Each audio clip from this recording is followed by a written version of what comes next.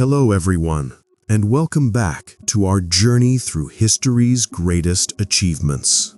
Today, we step into one of humanity's most extraordinary moments, when, for the very first time, human beings set foot on another world.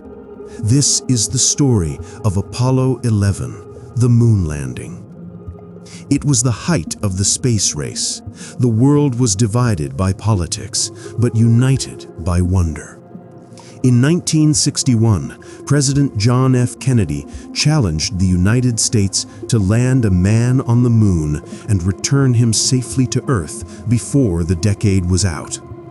It was a dream so audacious that many doubted it could ever be achieved. Yet engineers, scientists, and astronauts worked tirelessly, driven by determination, innovation, and courage. By July 1969, after years of preparation, the dream was about to become reality. Apollo 11's crew consisted of 3 men: Commander Neil Armstrong, Command Module Pilot Michael Collins, and Lunar Module Pilot Buzz Aldrin. They launched from Cape Kennedy on July 16th, riding the towering Saturn V rocket, a machine more powerful than anything humanity had ever built. As the rocket thundered into the sky, millions watched, holding their breath as Apollo 11 began its journey to the moon. After 3 days in the cold silence of space, the spacecraft entered lunar orbit. Armstrong and Aldrin transferred into the lunar module named Eagle, while Collins remained in the command module Columbia. As Eagle descended toward the surface, alarms rang out in the cockpit. Computer overloads threatened to abort the mission, but Armstrong's calm determination guided them through. With fuel running dangerously low, he manually piloted the craft, steering past boulders and craters. At last, the words crackled through the radio. "Houston, Tranquility Base here.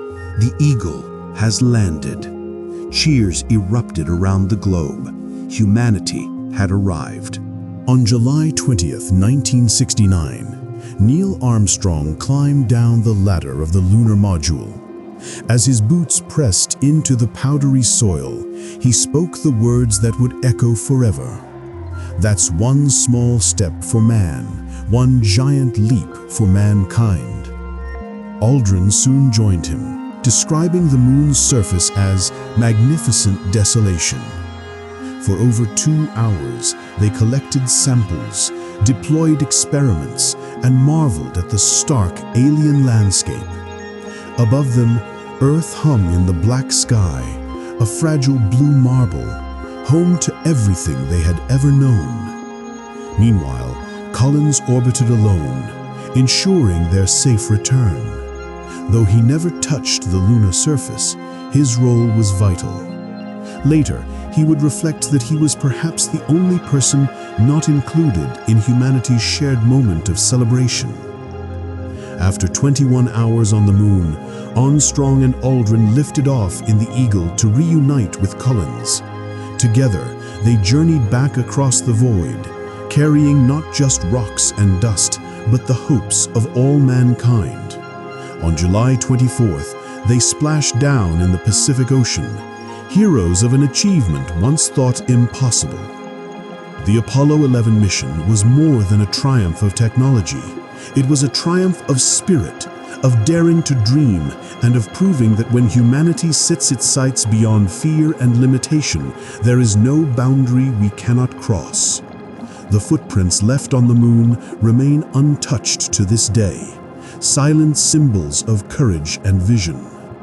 More than 50 years later, the words and images of Apollo 11 continue to inspire. They remind us that exploration defines us, that curiosity drives us, and that together we can reach the stars. Thank you for joining us on this journey back to the moon. If you enjoyed this story of Apollo 11, be sure to stay with us as we explore more wonders of space and history. Until next time, keep looking up, because the sky is not the limit, It is only the beginning.